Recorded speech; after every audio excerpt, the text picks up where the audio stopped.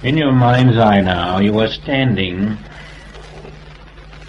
between two trees.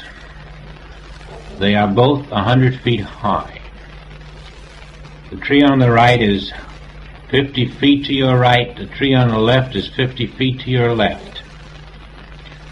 You are between these two trees, each 50 feet away from you, each 100 feet high.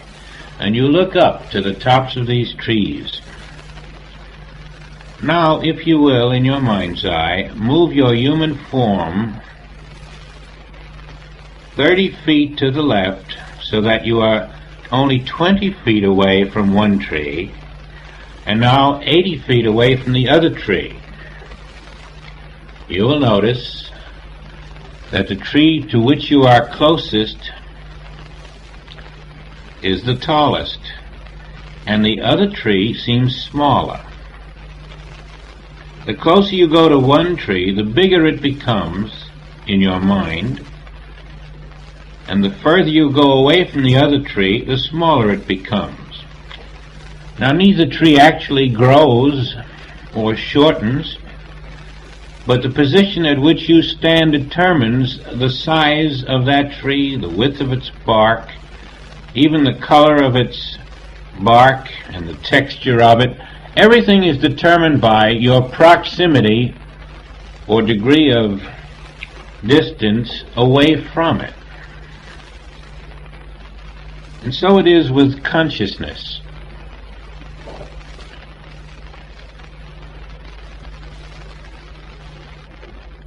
The level of your consciousness determines the outer manifestation of this world in the same way. If you could strip down to the bone of consciousness and find the normal you that is living in this world again and again and again until you can find that consciousness and say, I am receiving the world at a certain level. There is in me a someone who is receiving this world.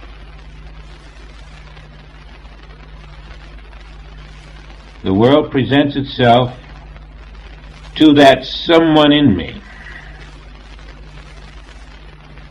There is that someone in me that gets out of bed in the morning, that someone in me who walks down the street. I know it looks like my form does all that, but there is a consciousness within me that is doing that. And then the form has no choice but to follow. Now let's find that point of consciousness that you are.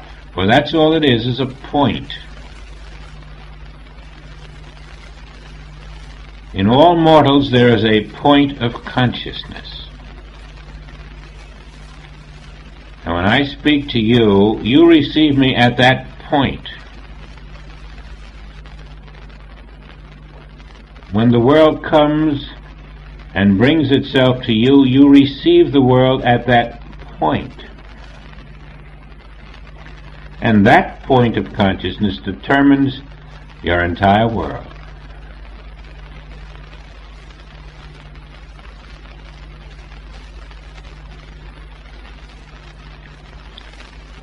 But if you raise that point of consciousness and expand it,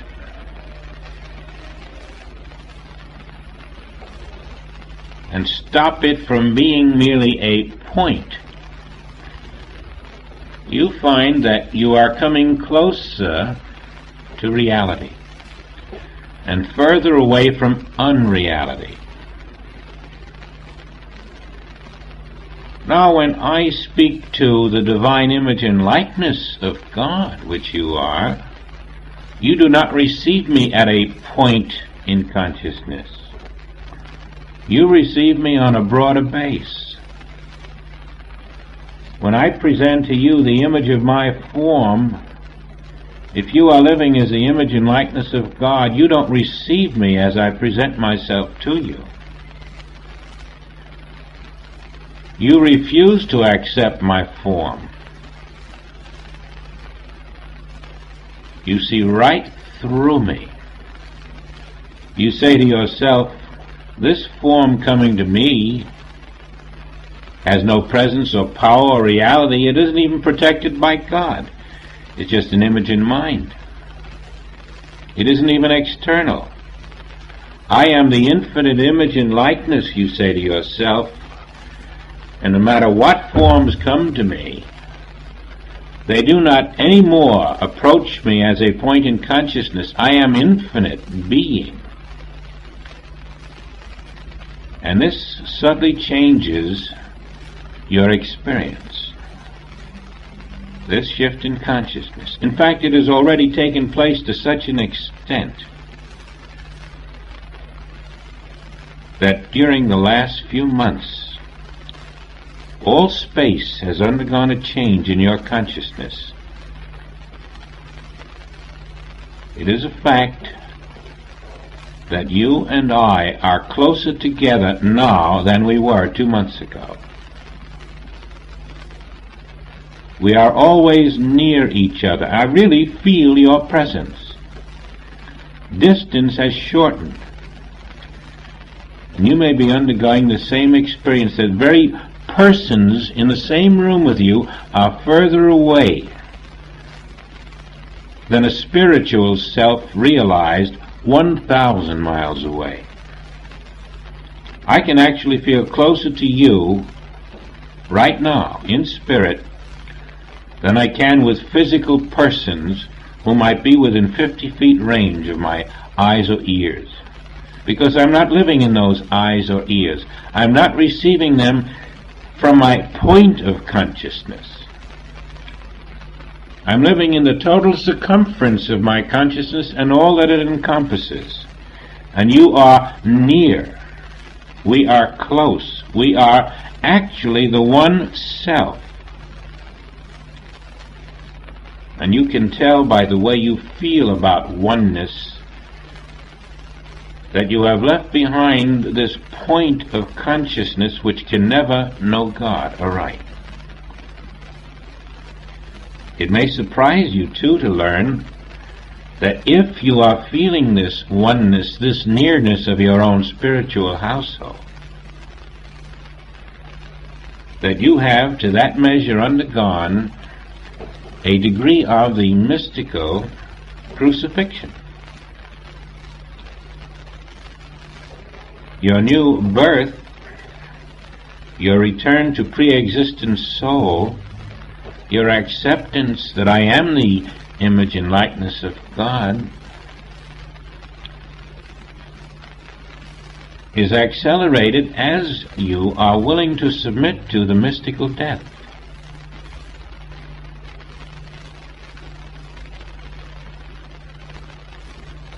I die daily.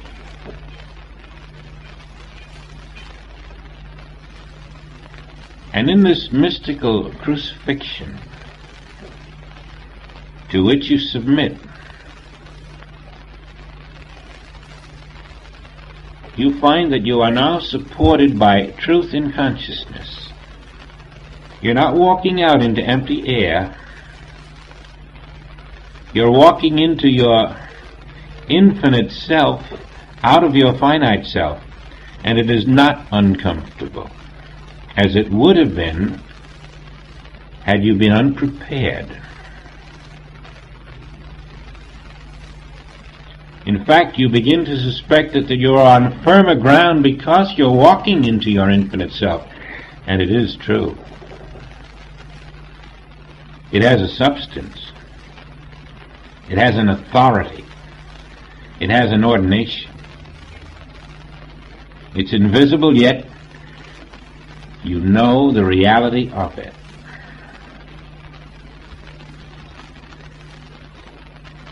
Your mystical death will continue until you are without fear.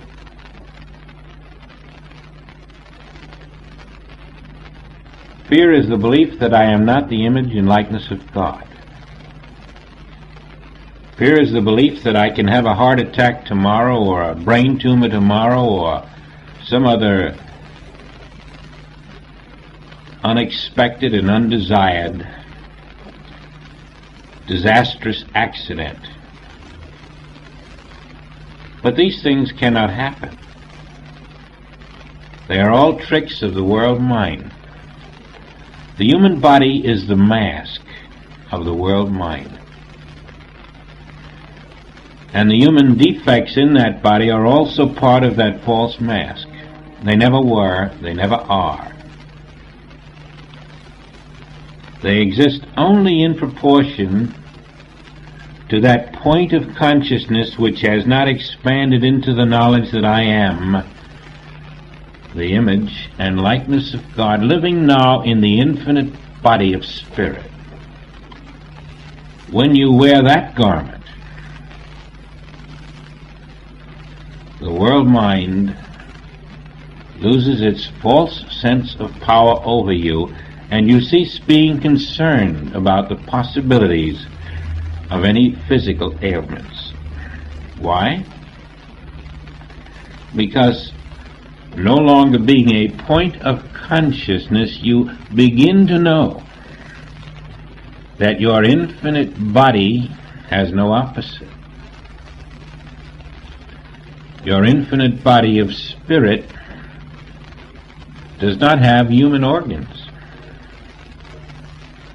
Your infinite body of spirit doesn't have a human heart or a human brain or human lungs. And you can accept that because you know that this is the truth that was revealed on earth by Christ. Thou canst have no power over me. I am not a mortal being. I am not a human being. I am not a physical being. I am the light of the world. I am the image and likeness of God. And God's authority means more to me than my own eyes and ears. I have no human heart. God never made one. I have no human brain. I have no human lungs. God never made them. They are the atomic illusion. And although I must live with those beliefs for a while, until I become more acquainted with my infinite body, I have already robbed them of their false power, because I know the impossibility of their existence. And even though that is only a measure of knowledge, it is a start. And the more we meditate upon that knowledge that I have no human organs, I have no human heart, I have no human brain, I have no human lungs, though at first we find it is a very difficult thing to accept or to live with, it is nonetheless one of the truths that we must come to understand. And then as we come closer to the truth, closer to the tree on our left, the tree on our right will seem smaller and smaller. As we come closer to the truth, the lie will seem smaller and smaller. And there will come a point when, without you proclaiming it, within you comes the great proclamation of the Spirit. I am the life. I am the resurrection. I am the light of the world. And you know that you now realize you are no longer a human body with a human heart, a human brain, and human lungs. You are not finite. You are not contained. You are not controlled. You are not ungoverned by God. You are not vulnerable. You are what God says you are, created in His image and likeness, and there is no image and likeness of God which has a human heart or a human brain or human lungs. Oh, it's a big jump. But that's what is meant by the mystical death. You die to the unreal to be born of the real. You begin to accept, and this is that word imagination where it really applies. You accept. I have a new heart. I have a new brain. I have new lungs. They're nothing like the old ones. They're quite different. I can't see them. I cannot touch them. But I have a heart that is eternal. A heart that can never be diseased or attacked. I have a heart that can never stop functioning in its perfection.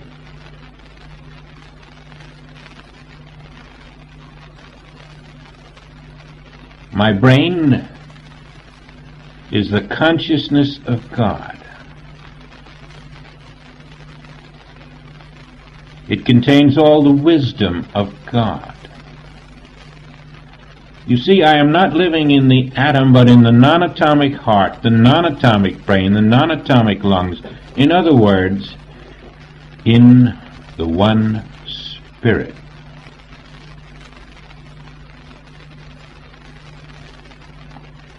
I would like you,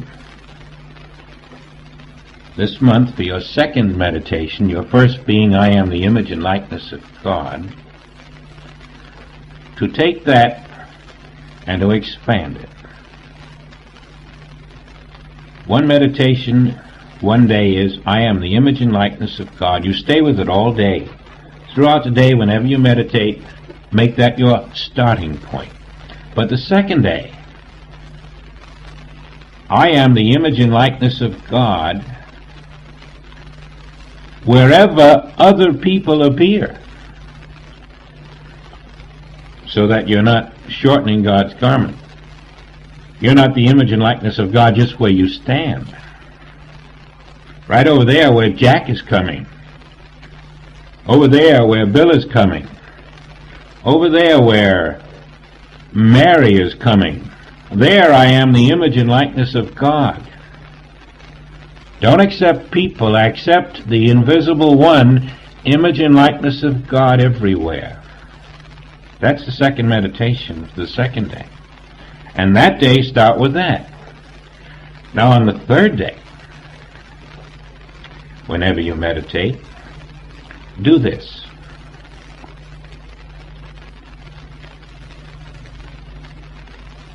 Because I am the infinite image and likeness of God,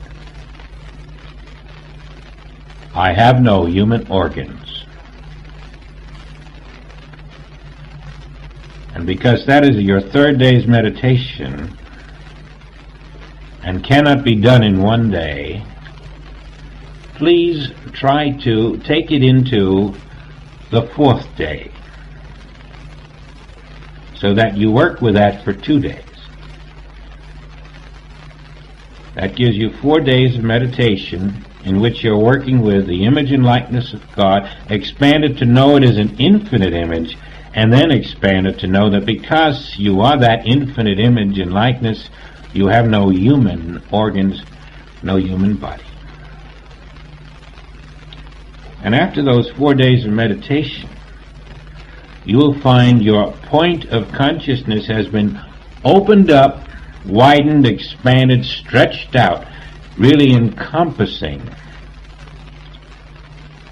the spiritual universe in such a way that you begin to receive every impulse from this world at a different level of yourself.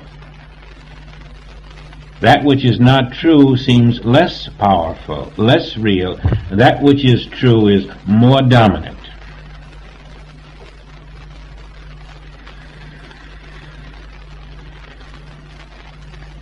There will be additional meditations, but first, let us, in the quiet now,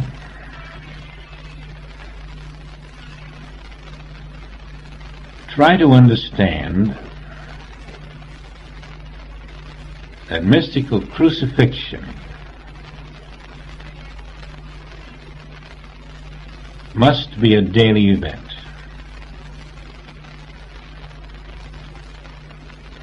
We have the secret of going into meditation with the knowledge that I am the infinite image and likeness of God. And that opens a vast storehouse, because every quality of God is now present, functioning perfectly in the image and likeness of God, which you are accepting to be yourself.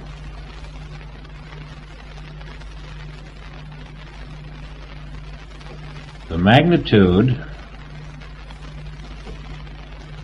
of this new realm is inconceivable to a finite human mind.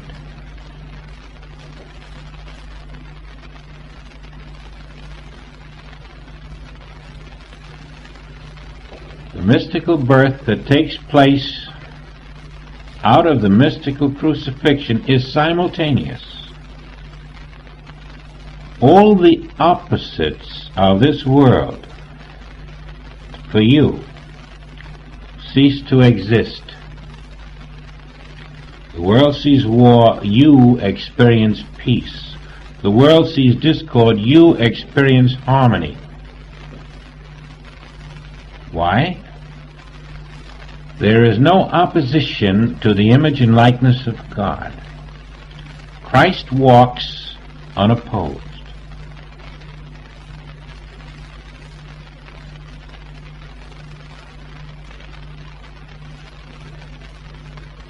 To be faithful to the image and likeness of God as identity, you must accept only the qualities of God, knowing that all opposing qualities are merely suggestions in thought,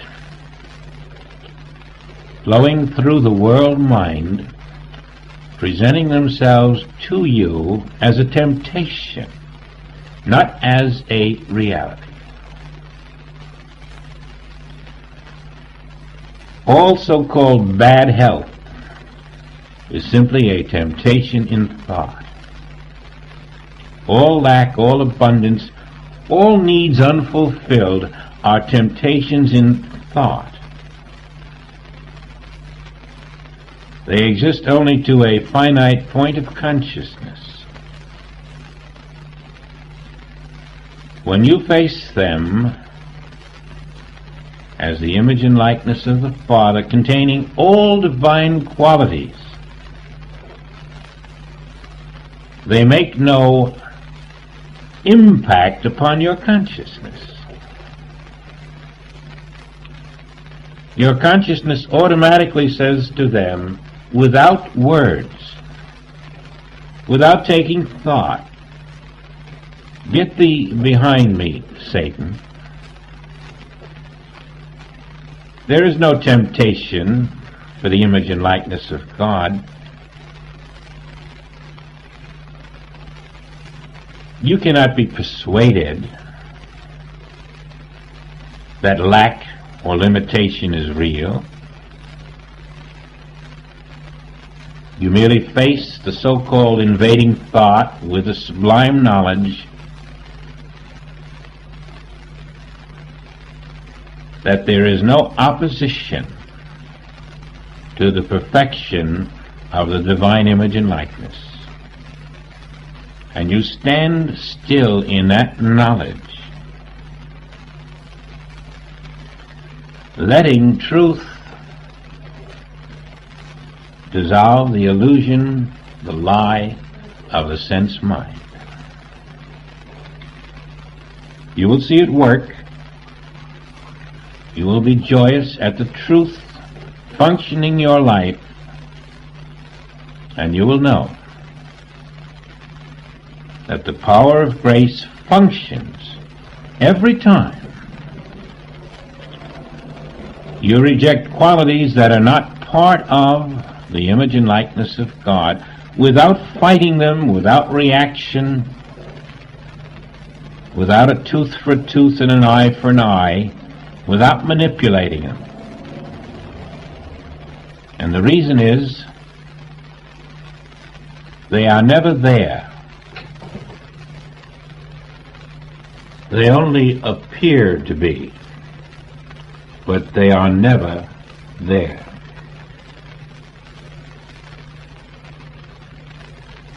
On the 5th day of the week, there is a meditation which will intensify your knowledge that space, time, distance are nothing,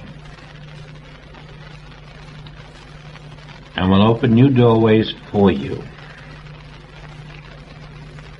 Now, you have done it in several ways before, but never from the viewpoint of, I am the infinite body. I am the infinite image and likeness of God. Now just think of this a moment. Take the Spirit of God as an infinite being and realize that if something happens in the east, something happens in the west, that although to human sense they are separated by distance and time, to infinite wisdom, infinite knowledge, infinite knowing, they are happening now.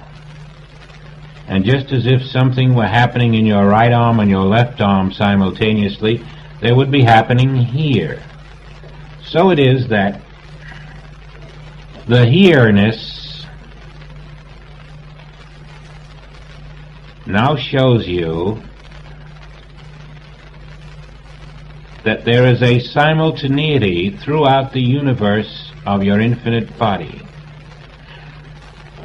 because you are the image and likeness which is uncontained, unconfined, without boundaries. Everything is within your being, meaning here. And so your 5th day's meditation must now close the gap and see that everything you have called there in your human world has where that there-ness seems to be an invisible presence called the image and likeness of God, which you are. And now eliminate the word there in your vocabulary. There is human, there is finite. Within the image and likeness of God, which is everywhere, the universe is all happening in the here-ness of my infinite body. In your infinite body, all is here. There is no there. All is here.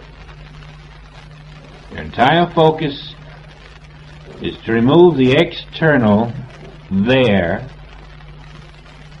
and to see that everything, no matter where it appears in this universe, is happening within the infinite body of your being, which means it is here.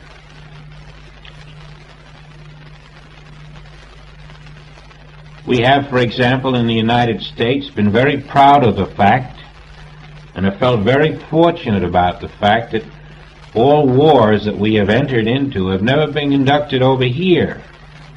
We've conducted them over there. That's been good strategy, we thought.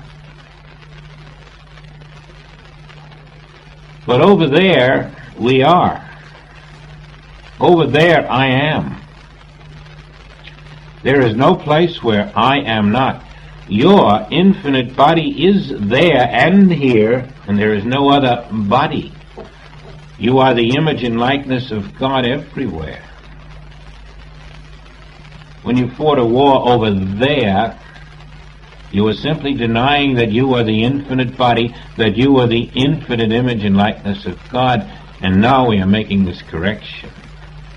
There, I am.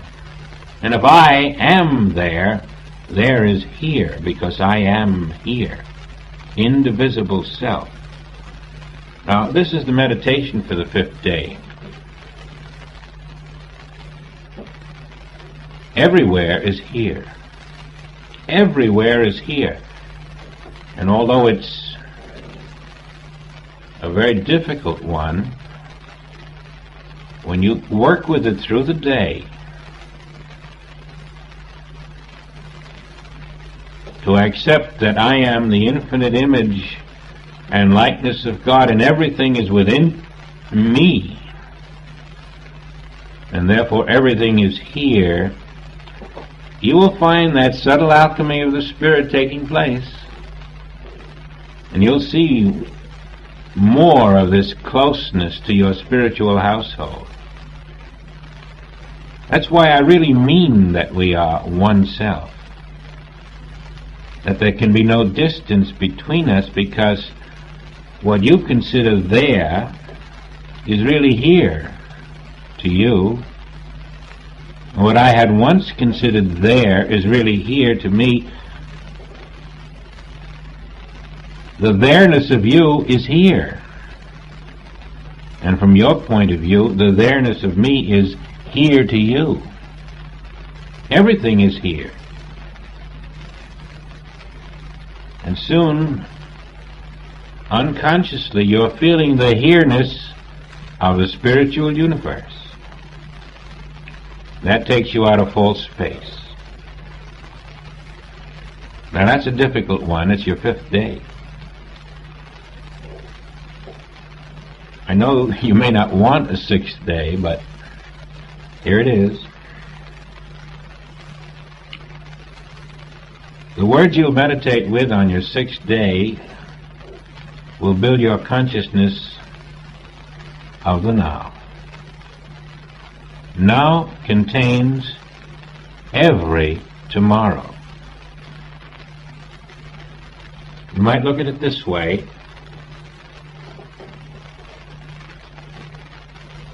We have been told to see the tree within the seed. The seed we see today will someday be a tree.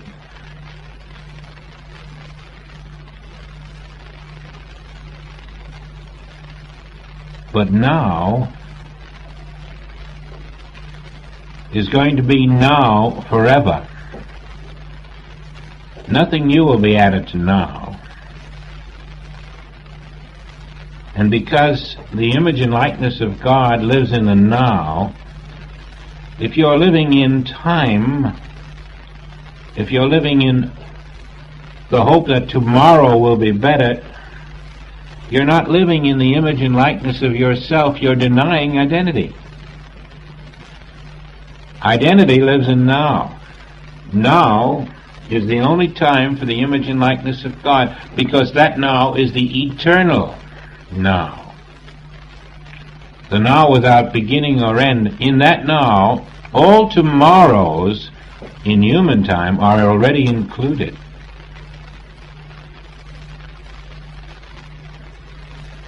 Your meditation is the now that I am contains all my tomorrows. You work with that on the 6th day, and you'll find that you begin to feel more of your self-completeness, more of your independence of the tomorrows in time, more of your awareness of the harvest that takes place in the invisible self when you know that all that is existent in the spiritual universe exists now. God has already completed everything. It is all now. And as you dwell in that knowledge, all that God has completed is now, and nothing is lacking. There will be a peace. And out of this peace is born your quickened intuition. Out of this quickened intuition is born your awareness of realms of consciousness where every quality of God becomes a vital living organism.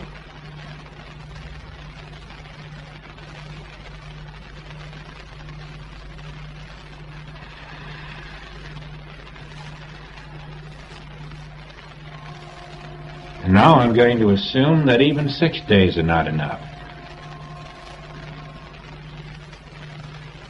That on the day of rest, the so-called day of rest, the 7th day, our rest will be another meditation.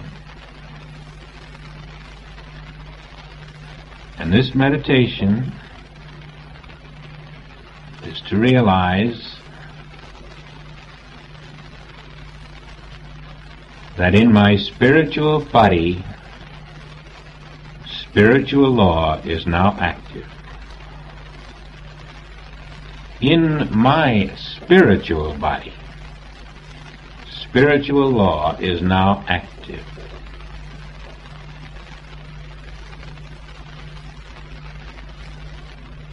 It sounds so simple and true when you say it. But if we return to a point of consciousness, we will forget it and lose it. In my spiritual body,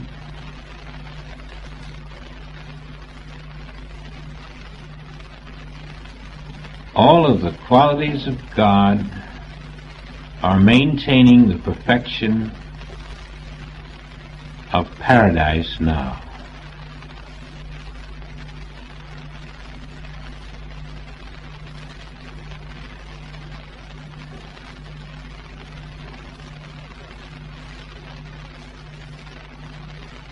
That is a truth I can depend upon. There isn't a single untruth in this world that can change truth. Truth doesn't change.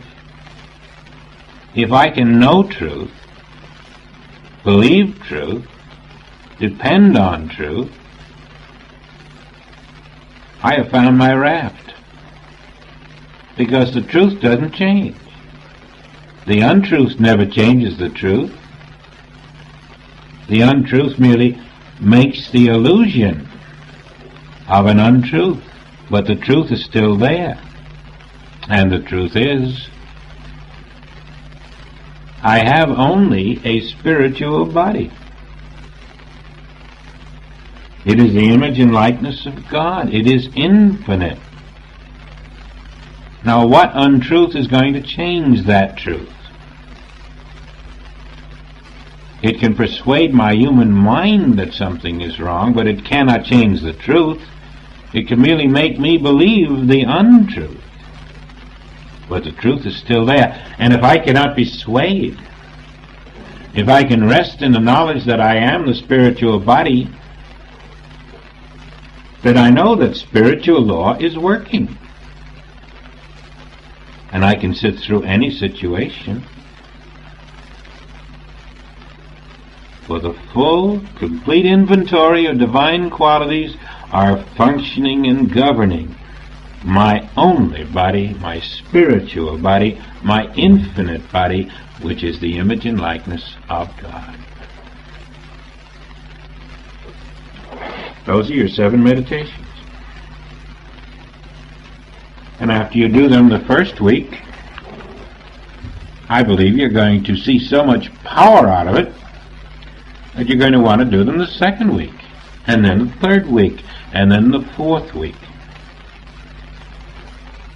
If you wish to improvise, go ahead, but use these 7 as your basis.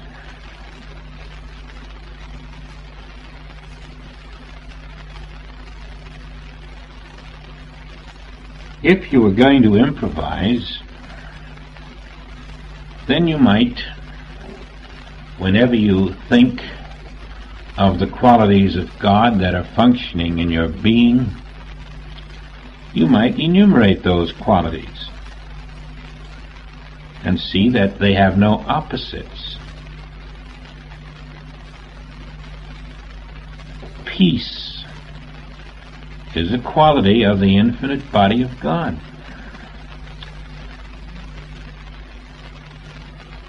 It doesn't matter what discord appears, there is no opposite to peace, and therefore discord is a world-mind illusion. Any discord, whether it's discord through an entire city or through a country, all of the starvation in the world, all of the poverty in the world is now happening for one reason. Those individuals are separated from the infinite image and likeness of God through ignorance of its existence. And in their separation, they are not being fed the bread of life. You are crossing out that separation by accepting identity, and through you flows the bread of life, which can never manifest as starvation or poverty or lack or limitation.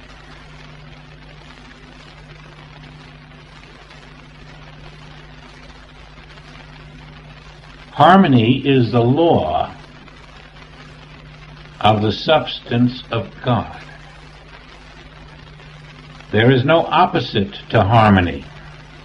If it appears in the home as an opposite, it is a sign that you have not accepted yourself or members of your family as the one invisible image and likeness of God that you are. When you make that adjustment, the outer picture will adjust. And I say this with certainty because many times, and even very recently, certain outer pictures of discord in domestic relationships have changed with a dramatic suddenness.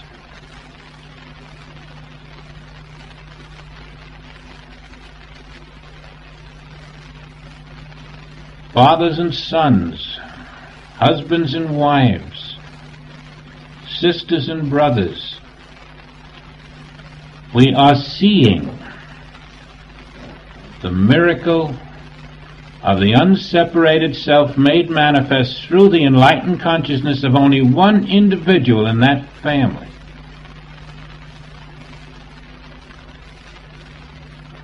And I tell you this not about one family, but about quite a number.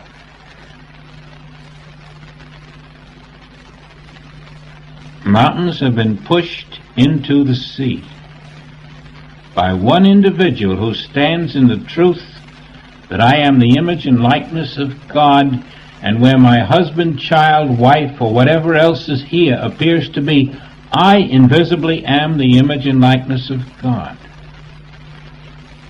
It works. It banishes the illusion of discord in those relationships. Notice that word, the illusion of discord. There never is a discord. You are never replacing the discord with its opposite. You are accepting truth, and truth does not heal. Truth reveals. Christ did not heal. Christ reveals. When you accept the truth, Christ reveals the non-reality of the illusion of discord. If you think the discord is real, you are not accepting yourself to be the infinite image and likeness of God. Dominion is handled the same way. You never lack dominion, but rather you dwell in the belief that you do not have dominion, although the infinite image and likeness of God has dominion over all. And again, we have seen some very beautiful results when an individual, faced with something seemingly insurmountable, stands still with the knowledge, and get this because it is really effective. Stand still with the knowledge that only the image and likeness of God is present. There may seem to be 10 different persons involved in some kind of a conflict of interest or dispute. Stand ye still with the knowledge that only the invisible image and likeness of God is present, and rest in that truth, and you will behold the miracle of oneself expressing. Now, this is how we face the conditions of this world before they happen and when they happen. We accept the qualities of God. We accept the omnipresence of these qualities. We do not simply accept perfection on the right side, we accept it on the left side. We accept it in the sky. We accept it outside the home and in the home. The moment we accept that I am the one infinite image of God, we remain true to that by accepting the perfection of God as the governing and only law present. And we stand still in that understanding, knowing that in the stillness of all human belief, in the acceptance of the divine oneself, the perfection of that self must manifest in what we call time. Love is present. Divine purity is present. Divine power is present. Divine wisdom is present. Divine freedom is present. And if you lived in an iron country, behind their veil, even apparently enslaved, you would find as you dwell in the knowledge that you are the invisible, infinite image of God, that you wouldn't even have to think of the word freedom. But that very invincible, invisible self, no longer separated, would transport you into freedom without you lifting a finger. So it is with all things, health, abundance, lack or limitation. In the knowledge of self, accept it. You also accept invincibility, indestructibility, imperishability, incorruptibility.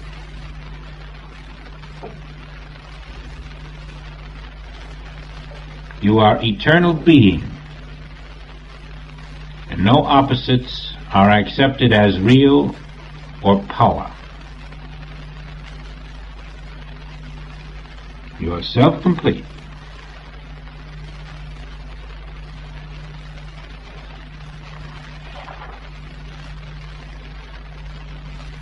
Every time that we neglect to accept the Word of God, that we are His image and likeness, we are no longer one with the Father.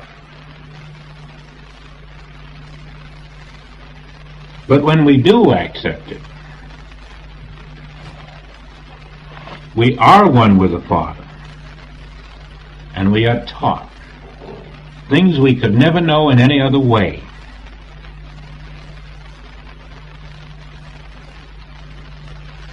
Now please carefully notice one important point. You are now the divine image. You cannot also be the human image. You are one or the other. There is no in between. There is no half and half. Right now you are the image of God totally, and not the human self.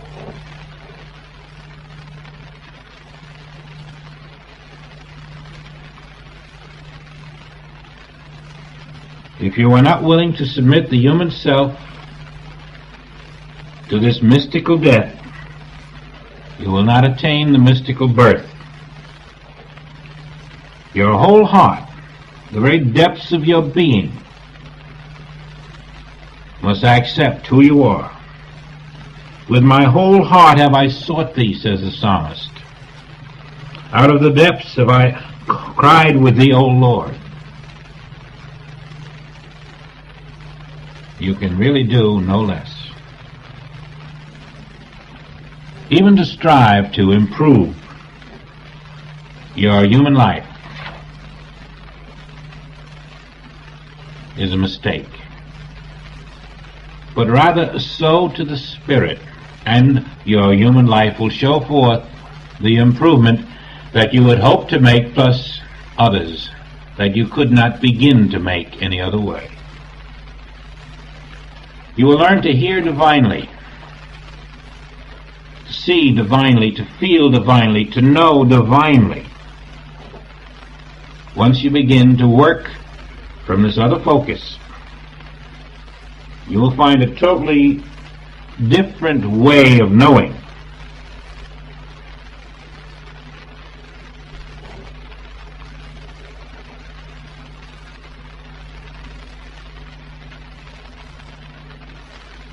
Now make sure that you are not divorced from this celestial river of life, this power from above, this divine word which flows through your invisible body.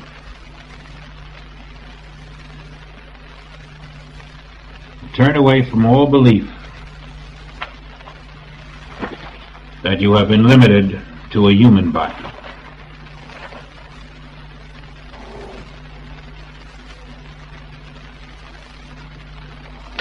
In the Bible, the word night often means something else. Night and time are often used synonymously. We are stepping now out of the night of time. We are becoming students of life, not of the dead letter. Students of spiritual experience, not of words.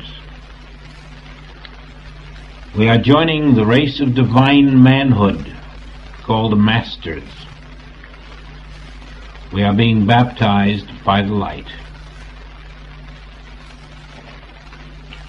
Now this is a continuous preparation for a spiritual outpouring,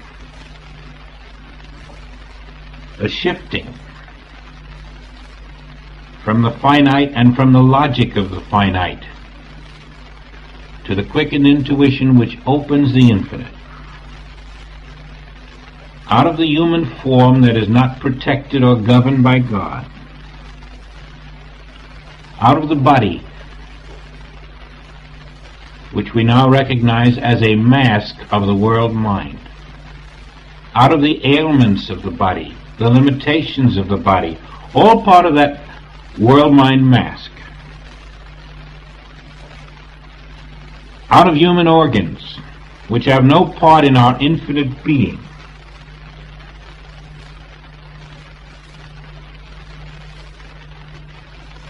out of becoming, out of growing, aging, improving, progressing,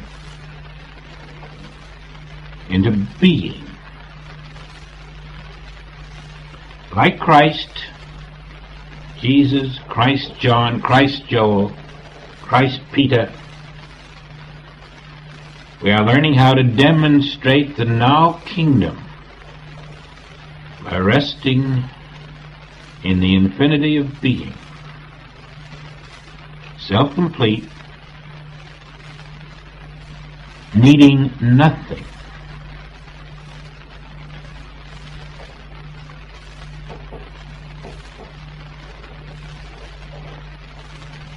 These are your assignments for the coming month.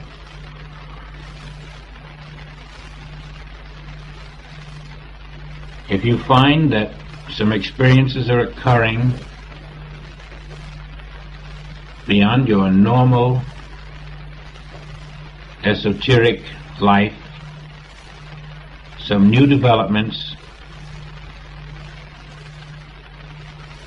some experiences in the light, it will be because you have opened yourself to this inner initiation. You're doing it without the presence of a human master. You're doing it by accepting the light of your own being as the image and likeness of God, without limitation in time or space, in matter.